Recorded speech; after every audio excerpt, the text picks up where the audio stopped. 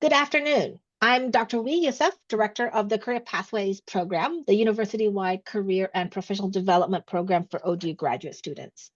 In today's evolving professional landscape, success isn't just about having a plan. It's about being nimble and ready to pivot. But what does it mean to stay curious, adaptable, and strategic in your career journey? How can openness to new paths lead to unexpected opportunities and lasting fulfillment? It is my pleasure to welcome you to this conversation with Dr. Faith Gibson Hubbard. She is a dynamic leader whose career reflects the power of being nimble, open, and impact oriented. With a foundation in journalism and public relations and graduate degrees in public administration, she has navigated a dynamic and multifaceted professional journey, including in public education, advocacy, and community engagement. Her leadership roles include serving as the inaugural Chief Student Advocate for the District of Columbia, Director of the DC Mayor's Office for Community Affairs, and now CEO of FGH Strategies. Her journey reflects adaptability, community rooted leadership, and a clear focus on impact, qualities that have allowed her to pivot across sectors. Welcome, Faith, and thank you for joining us. Many of our OU graduate students would appreciate understanding the importance of their graduate education beyond the classroom and beyond simply meeting degree requirements. So I'd like to kick off this conversation by asking you first to share briefly how your graduate education has helped you get to where you are today. Yeah, thank you so much for the question. And also, thank you so much for having me. How did my graduate education lead me to where I am today? So, I was thinking about this quite deeply because I knew we were going to have this conversation. And I remember graduating from Georgia State University in May of 2003, and I had zero idea of what I was going to do. I knew that my parents were expecting me to work and that coming home could be an option, but that was not the real option. Um, and I also had wanted to get a graduate degree at that time, but I just was unclear as to what that was going to be in. But I did feel really pulled towards the classroom and teaching. I enjoyed my time with children in middle school. I was coaching a step team, and I was able to do an alternative certification program and ended up being a seventh, eighth grade language arts teacher. Um, and during that experience, there were so many policies that were governing what was happening in my classroom. So my principal would come to me and say, the school board has passed this particular policy. No Child Left Behind requires us to do this. We have to do testing for our kids. The curriculum has to be very specifically in this particular lane. And I was like, why is that? Like, that is not meeting the needs of my students in the way that I think it should. And I was really curious and I had a lot of questions. I had a great mentor in my principal, Irenetta Wright, and she was always willing to try to answer those questions and also to tell me, she was like, girl, you need to go back to school. She was like, you need to go back to school and do not get a degree in education because you're asking a lot of other questions that I think you have a bigger role to play. And it was really with her pushing and prompting that not right away, but within a few years after that, I decided to pursue my MPA at Old Dominion University. And I decided to go to Old Dominion because it just felt right. When I visited the campus, I was never a good person at testing. I had great grades, but I just wasn't good at testing. And I was able to sit down with the program director at the time and Mr. Levitt, or Professor Dr. Levitt, and he was like, I think you really have something here. He was like, I really think you could be a great addition. And I think also my time working was really helpful because I could ask questions in the classroom setting that really helped put what we were learning into context. I also didn't know at that time when I came to ODU that I would want to go work in city government. I was coming from Jacksonville, Florida. I had lived in Atlanta, Georgia.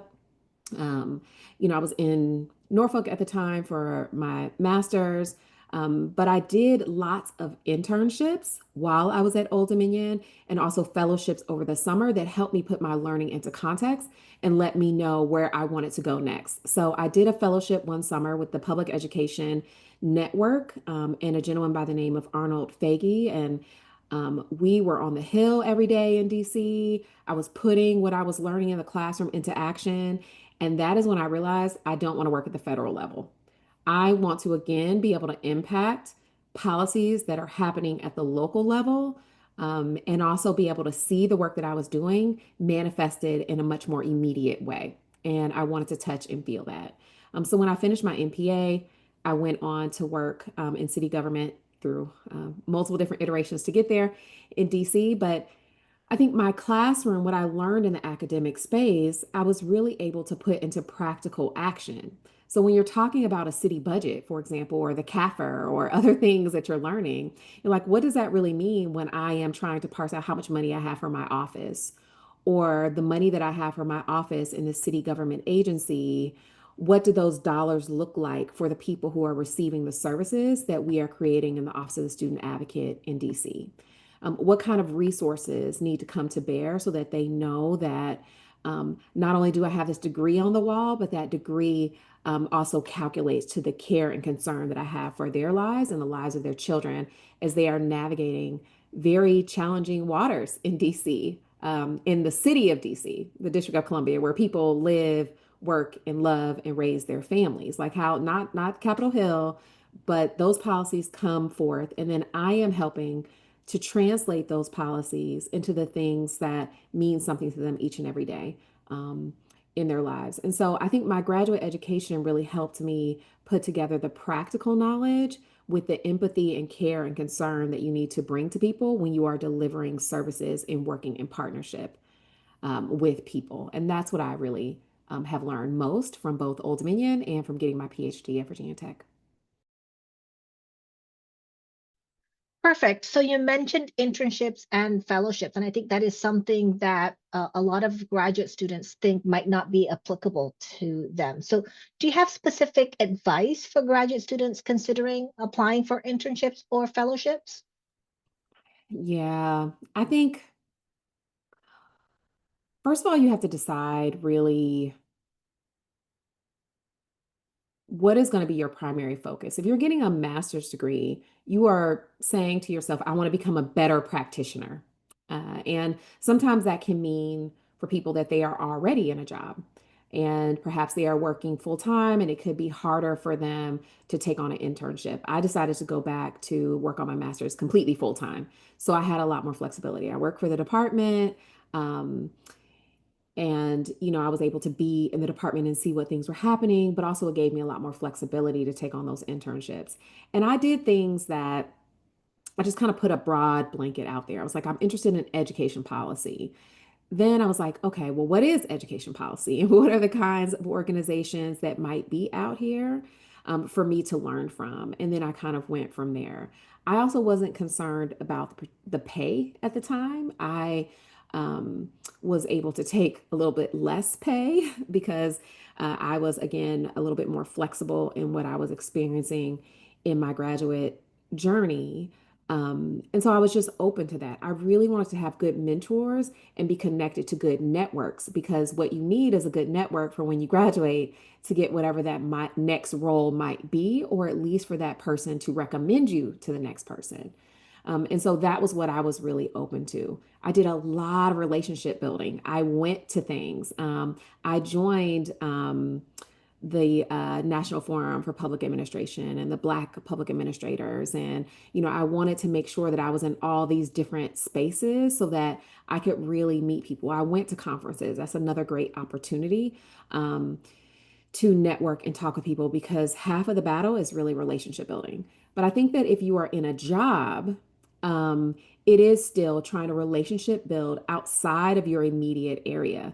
If you just want to get this master's degree or PhD to help advance you in your immediate area, okay, but that still requires the same type of focus, right? Of networking with other folks, maybe taking on a couple of extra opportunities or experiences within your organization and saying, hey, I'm in grad school. I see you're working on this thing. Yes, I have my own lane of work, but do you mind if I sit in on this meeting? Or do you have any particular project that I could join you on as I can like put what I'm learning into action? I think that is another great way if you have a full-time job where you within your organization where maybe you can learn about other aspects of that organization.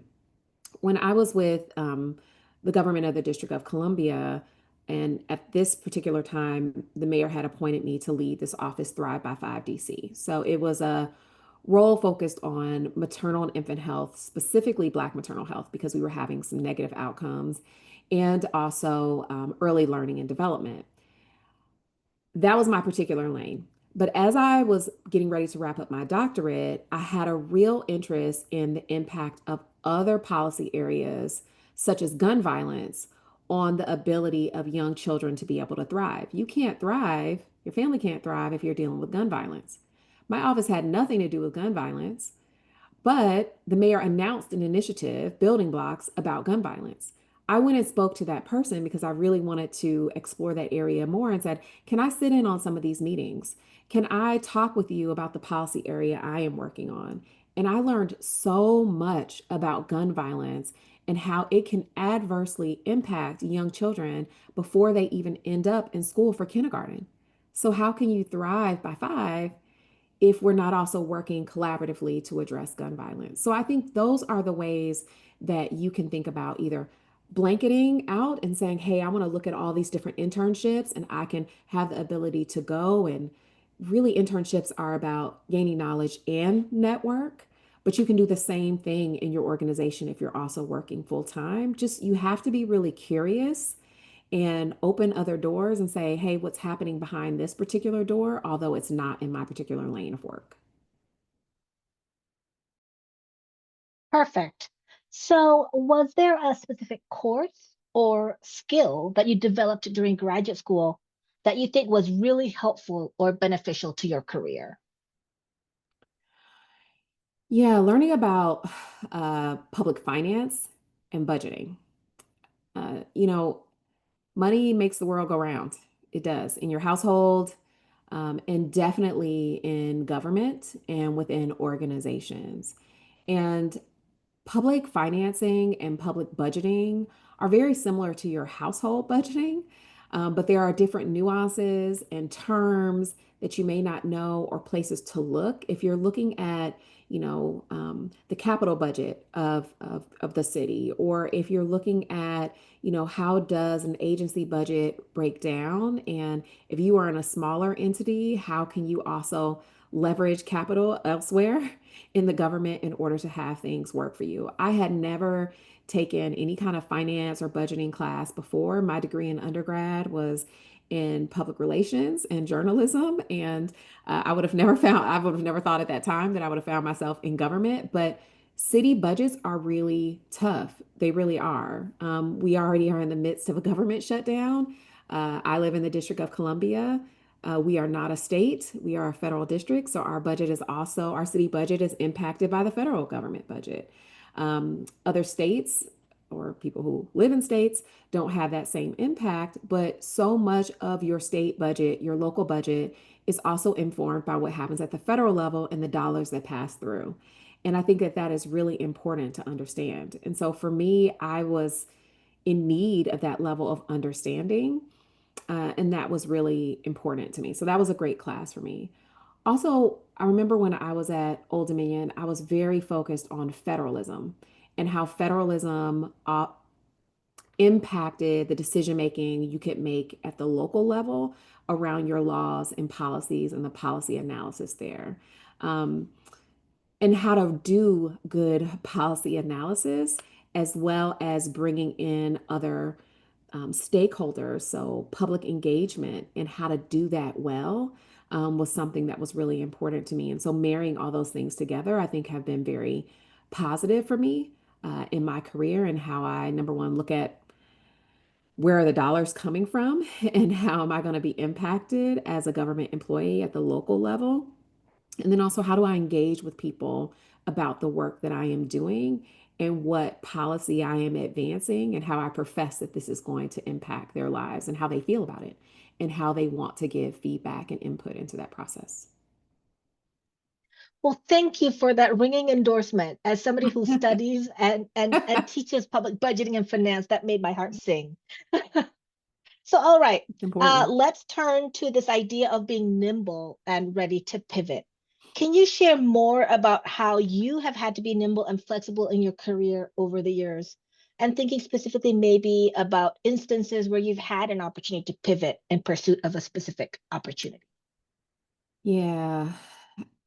really feel like my career trajectory in DC government was one about being flexible and nimble. So, in 2015, I was appointed to be the first chief student advocate for the District of Columbia and established the office of the student advocate. That was not on my bingo card, not at all. I was doing grassroots advocacy. And I was like, I'm going to finish my PhD. I'm going to be very focused on that because little Faith would have never thought she was getting a PhD. So the fact that I had even made it to that place in life when I was a person who would have never imagined that, I was very focused. I was also a new mom. I had a 1 year old. But the work that I was doing in the community, this grassroots advocacy for award based ed council. So in DC, we have wards.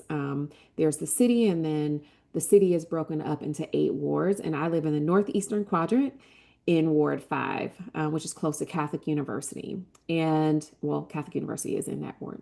And so I was doing that work and helping people understand how to remove the red tape. I knew that they had been looking for somebody for this role, but I wasn't thinking about it. Again, it was the network. They had interviewed lots of different people, and I hosted this program called Removing the Red Tape in DC Education.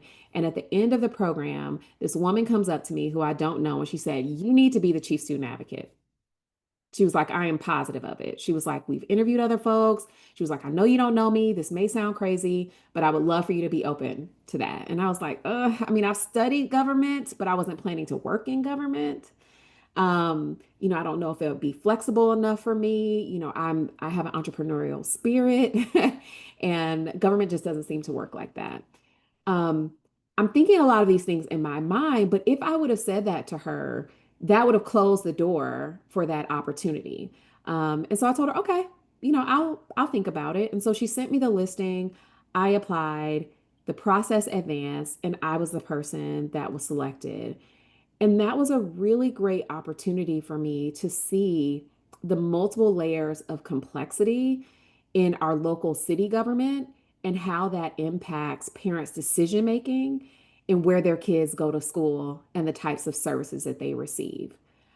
That was literally the same questions I was asking myself when I was in the classroom, probably 10 or so years before that. Like, why do we have all these policies? These are the same things that parents were asking. And now I have the opportunity to help them, to partner with them to navigate through this process. And what a great honor. If I had not put on that program, if I had not been open to this woman, like literally bombarding me and saying, "You need to be the person," I wouldn't have been in that seat. And everything else that I did from there literally fell in line in a very similar way. We also had a sister office to the Office of the Student Advocate called the Office of the Ombudsman for Public Education. They helped families navigate complaints and concerns with their schools. And in DC, we have over 70 school districts because every charter network is its own school district. And then there's the District of Columbia Public Schools. That's a lot for people to think about in 20 square miles, right? Like, why do you have 70 school districts? I got to learn a lot about that as I was establishing the Office of the Student Advocate, but our ombudsman left and she was moving on to a new job.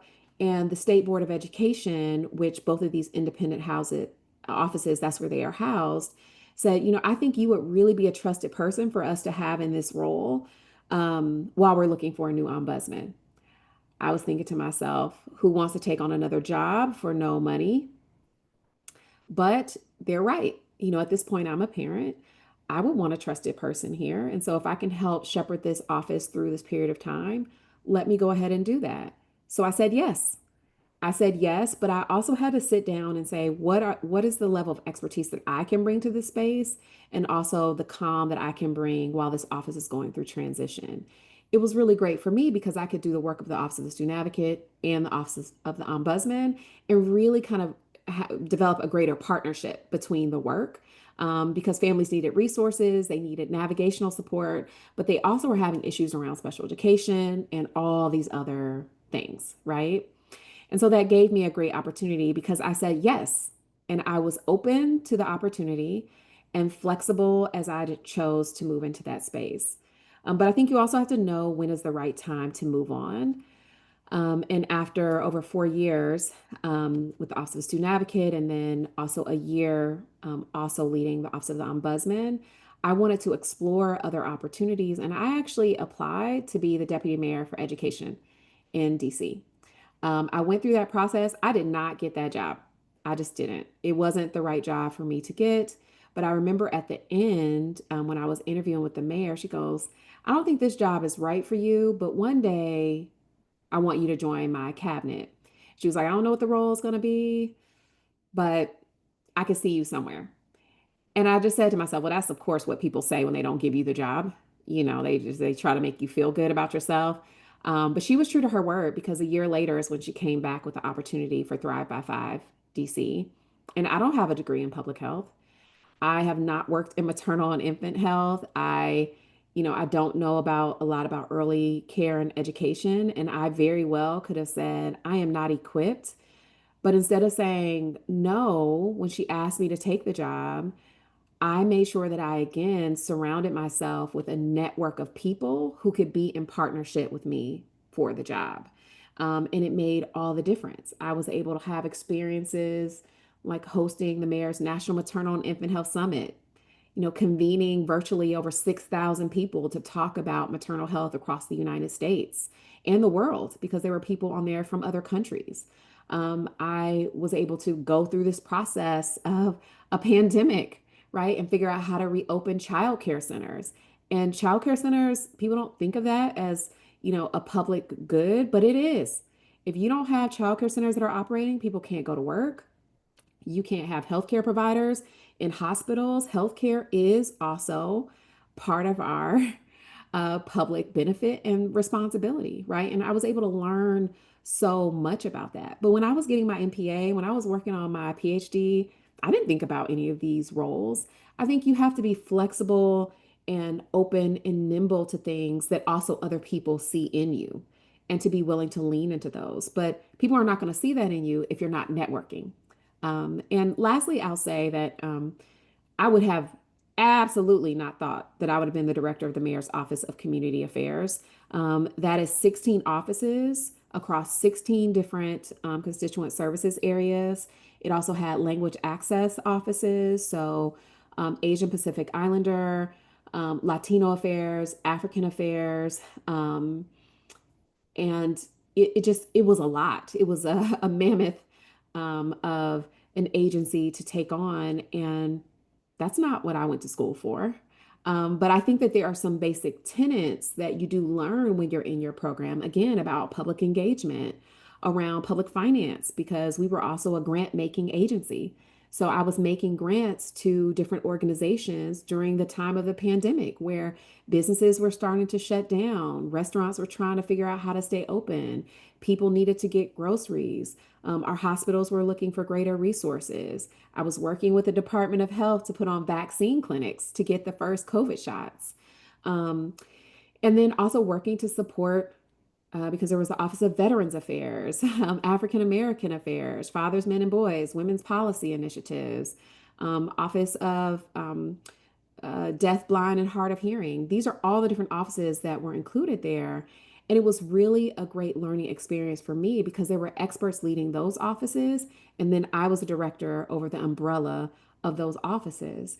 And it really helps you to put into play all the different things that you've learned.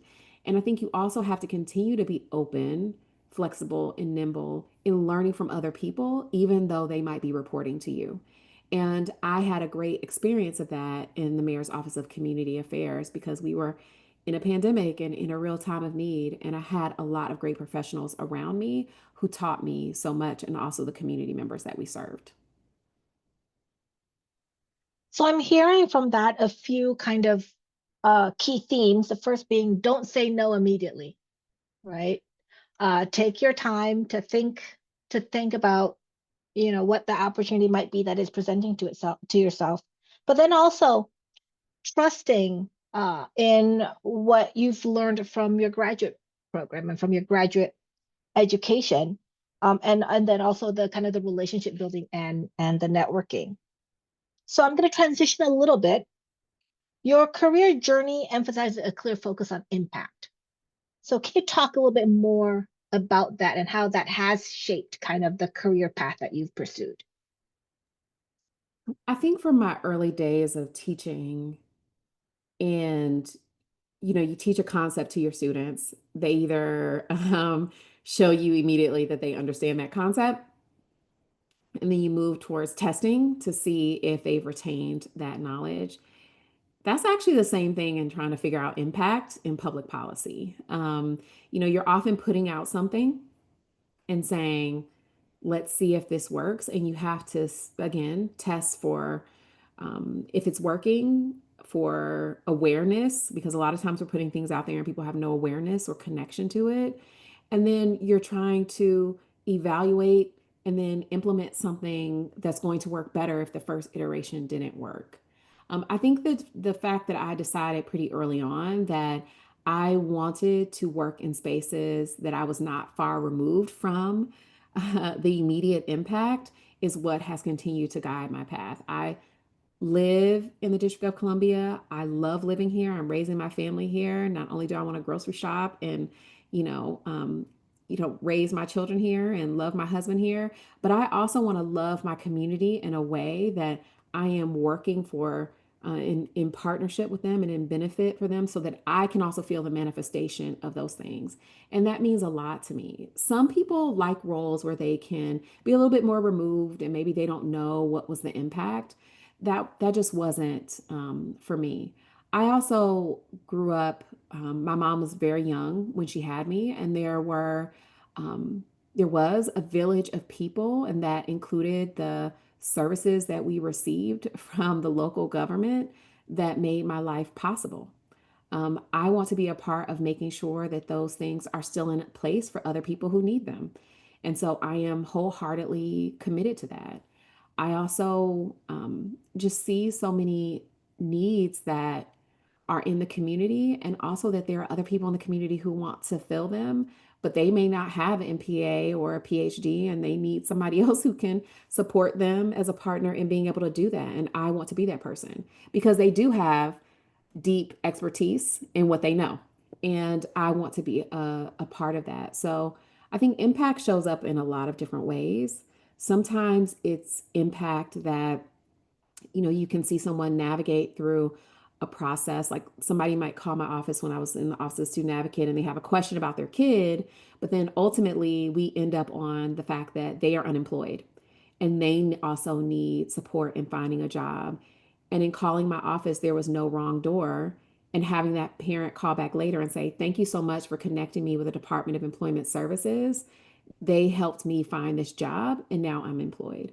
Like that is a level of impact that means even more to me than some of the other larger impact that we may see, like community development or seeing some particular program that we've been looking to get off the ground erected. It's sometimes even just the small things of people knowing that you were willing to hold their hand to wherever they needed to go. And that's the kind of impact that just makes me feel really good because that also means that people who were at their wits' end or maybe felt like this city wasn't for them felt that there was someone who cared enough to support them in that process and to be their partner. So I love that feeling. I got that feeling when I was teaching and I was able to partner with parents. When I was teaching in my early 20s, I didn't know anything. I needed to work with people's parents to, partner with them to make sure, okay, your child is in the seventh grade, but they're on a third grade reading level. What can we do together to make sure that they can get to a seventh grade reading level before they get out of the seventh grade? Right. And I feel that same way about working in city government. City government is not just about the people who work in the agencies or in the offices. It is about the partnership between the government and the community. And I love that level of impact. So, as part of career pathways, some of the activities that I encourage for graduate students who are completing our Preparing Future Professionals certificate is that they work on their individual development plan. And it's a very kind of reflective activity to help them understand their strengths, their weaknesses, their capabilities, and how that might shape their future career paths. But it also sounds like an important part of that reflection and developing that plan should also be thinking about what do you value? What Mhm. is important to you? What drives you? Because then as these opportunities present themselves, if they tie back into what those motives are or what your passion is, it's easier for you to understand, how that might open different doors and the importance of thinking about, that as an opportunity to pursue. So I really appreciate you highlighting that. So I want to transition a little bit because we do have graduate students who are thinking now, maybe I'm a year out from finishing my master's, or maybe I'm thinking about using my PhD to pivot from the current career into something different. So what advice would you offer to our graduate students who about being nimble and about being flexible? Yeah. So I really like, making this personal plan. And I think that that's really important and figuring out what is your why and what motivates you and how would you use what motivates you to motivate others. Marshall Gantz, who actually created this framework called the public narrative framework, created the slogan that we all know from Barack Obama's campaign about hope, right? You felt like you knew Barack Obama, his motivations, Michelle, Malia, Sasha, you felt like you knew everyone really because of this public narrative framework. And I feel like it's of great value to everyone as you're thinking about how you want to make meaningful, authentic connections with other people, and then also how you can pivot in your career or think about the direction where you want to go. So many times we get degrees or certificates or advance ourselves in different ways, and we don't think about what is our why.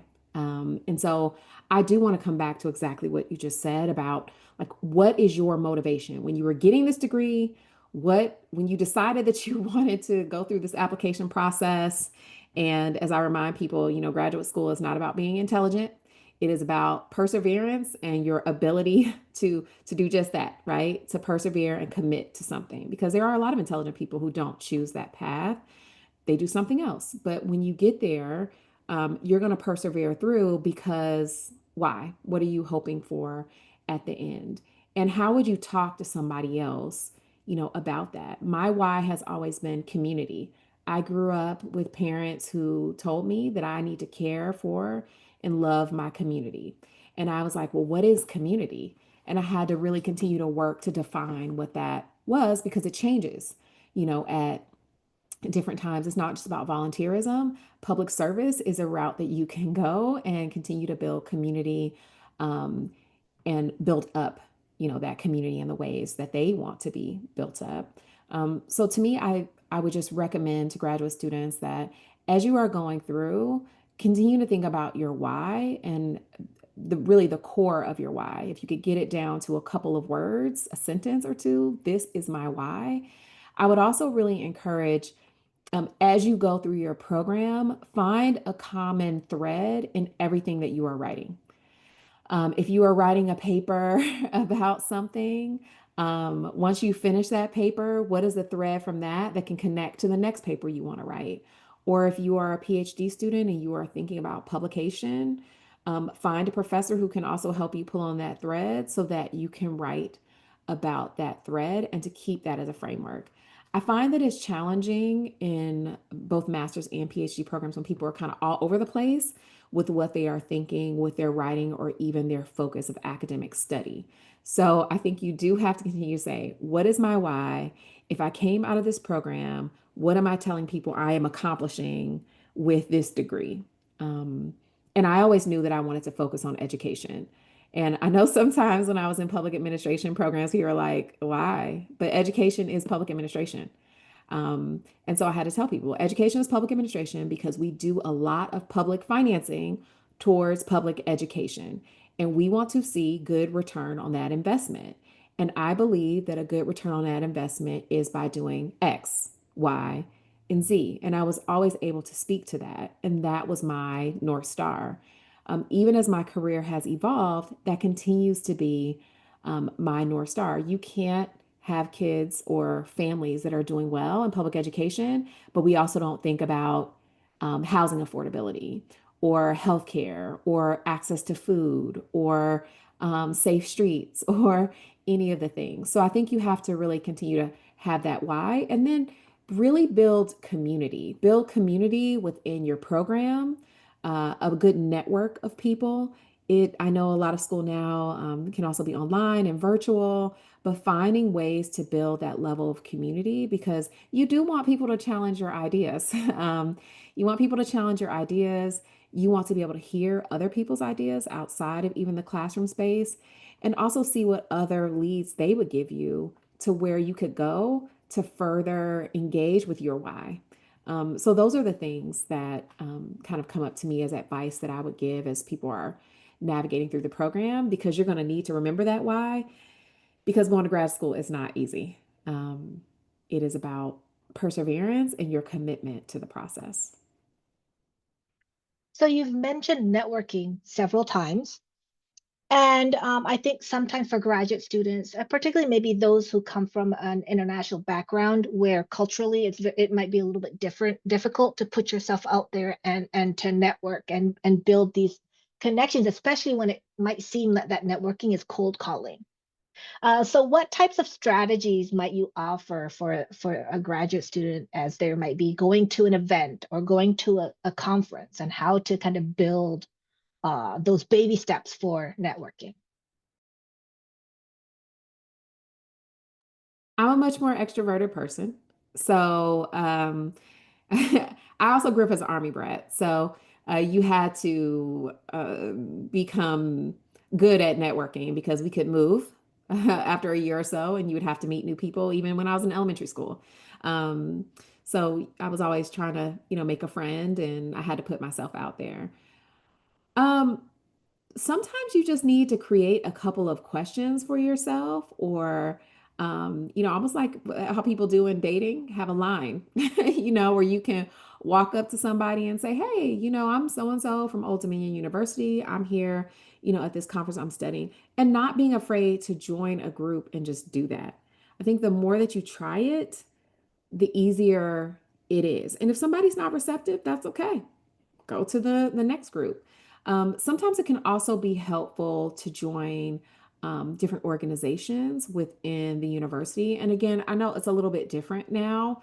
Um, with virtual learning, but I think maybe if there's a particular classmate that you see every time you're online, maybe send them a message. Hey, could we set up a virtual coffee and just talk about what we learned in class this week? We don't get to see each other in person, so it'd be great to get to know you outside of that. Sometimes it is going to be cold calling, and that can be challenging, but there are a lot more resources now.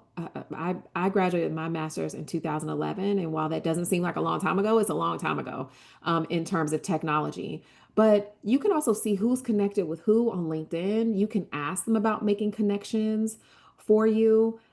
You can send a message through LinkedIn. I think also following people and the things that they do on their websites or also on their social media so you can get a good understanding of what is important to them so that when you do make that cold call, you can make a better connection between the things that are really important to them. But I can't underscore enough the value of professional organizations. The National Forum of Black Public Administrators was really great for me. I was able to be in the same room, even when I was at Old Dominion, with people who, like, I was a student, but somebody might be a county manager, right? Like in the same room. And, you know, we're talking about generalized things, but then usually after you're having some kind of refreshment or something, and you can go over and have a conversation. But I would just say you have to kind of push through the fear, and and generally people are really open to it. I haven't had the experience of being a student where, you may be coming into a space and culturally things are just a lot different. I think if it is, just acknowledge that up front. This networking thing is really new for me, but I'm trying to do this because, I know how valuable it can be and I really want to be able to learn from you. And I think people appreciate vulnerability. I think sometimes we see that as just a straight weakness, but it is not. Just put out the thing that scares you. I've never really had to do that. networking is really new to me, but I realize that if I don't take this chance, I won't get the opportunity to speak with you. Or just walk up to a group and say, "Hey, my name's Faith. What's your name? What brought you to attend this conference?" I don't think you have to really overthink it, but I do believe that you have to make room for it. Because most people are not just getting jobs just because they apply. They are getting jobs because of the networks that they are a part of and other people who can vouch for you, and say, "Oh, I know that that student has everything that it takes because they went to Old Dominion, and I know how that program operates." I would have never gotten into Old Dominion if I didn't reach out to connect with Dr. Levitt. I think that my application would have come across, and I may have not fully been the kind of student that the university was looking for just based on paper. It was the 30-minute conversation that I made time to have with him after I sent him a cold call email. Um, and he was like, "Okay, this woman must be crazy enough to reach out to me. And so let me go ahead and meet with her." And I hope that I've made the university proud, but I think taking that step is what allowed me to be a more viable candidate. And that's in all aspects of professional journey where you have to kind of take that initial step and challenge yourself. So something else you mentioned, and I think it ties back into this idea of being nimble and being open and being flexible, is that you also need to know when it is the right time to move on. So can you speak a little bit more to that? Yeah, I think there's a time, and we see this a lot in public service where people will, both in elected roles, but also in some places where people have just been for a long time, where you get really entrenched in the role and new ideas are not being sparked. And I think it's important to know when to say when. Sometimes you have more to do, but I think this comes back to also making your personal plan, like what we talked about. What are the things that you want to accomplish? And are all the things that you want to accomplish in this exact role for always? Um, I think it's also important to have a village of people around you that can say, "I think it's time." Um, I remember when I was thinking about that I wanted to transition from the Office of Student Advocate and I didn't know what I wanted to do next. And I convened a sister circle of women who professionally I really admired. And I invited them over to my home. I made breakfast. I gave them a mimosa. I was like, "Okay, tell me everything." Like, what do you think I should be doing? And it was really interesting to me the things that they saw in me that I wasn't challenging myself to explore, that the level of leadership they saw, or, they were like, "It seems like you're kind of lukewarm, you know, on the stuff you're doing in the Office of Student Advocate now because you maybe have hit your ceiling." And it was helpful to have people who could talk directly to me about that. And they weren't all friends. These are people that I knew professionally. So they were telling me that. And they were also sharing with me their journey of when they knew it was time to move on. And we have to have more people challenge us in that way because when I moved on from that role, the person who was my deputy, I was able to recommend him to come into the chief student advocate role. And the office has been going now for over 10 years because he had new, fresh ideas that he wanted to put forth. Now, I am the person who is now telling him, "I think it's time," right? Like, you've done a lot of things. I know this is a more challenging job market. So, are there more things you can do? And how can I help you explore what those things are? So, I think, again, you have to come back to your why and the area of impact that you want to make and always know that sometimes we created a goal that we wanted to accomplish, and maybe you have accomplished it.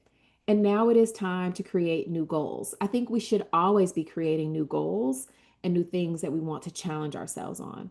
That comes back to looking at your why and your personal plan. I mean, a performance improvement plan is not just for the particular job you're in, but it could also be for your life. We learned a lot about performance improvement plans too when I was at Old Dominion. And so take what you have learned in that coursework and also apply it to your life personally.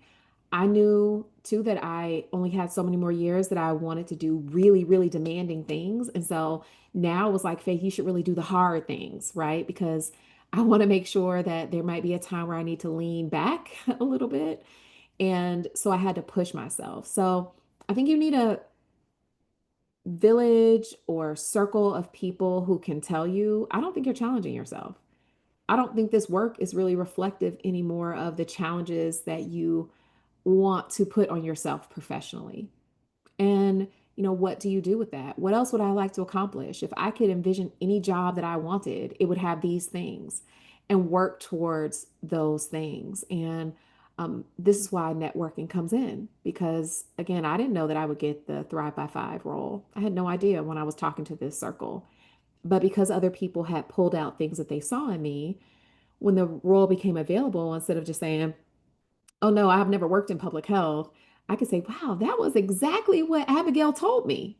you know, Anna said that she thought she saw X in me, and all those things are really reflected in this role.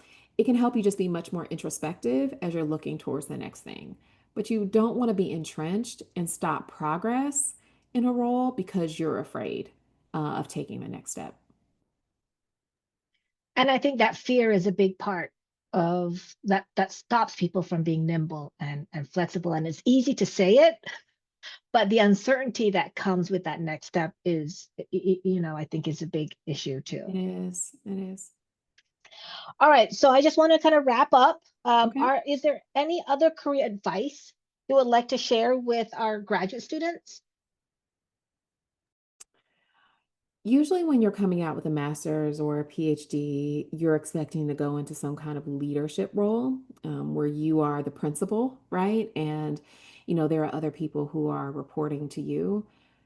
I think it's really important to develop the kinds of relationships with people who are reporting to you where they have a good ability to manage up to you and you have an ability to support them in building their expertise and their knowledge because, again, public service gives you a opportunity to, um, you know, not only lead, but also be able to follow. We talk about that a lot too, and the way, um, in public engagement and not just thinking that you are just leading the masses in all these ways, but also that you are providing, you are being a servant leader to them. And I think it's the same thing in a management environment.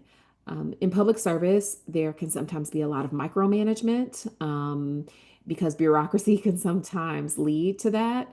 Making sure that like the cogs in the wheel are doing certain things. I think it's really important to be able to kind of turn things the opposite way and really think about how to be the best manager for the people that you are managing. And I don't see that enough with folks who go into public service. They think I'm at the head and they don't think a lot about their management of the people who they are managing, not just public management externally, but public management internally to build up your staff. And I've just really been blessed to work with a lot of great people who have taught me a lot because I was willing to listen to the things that they had to say.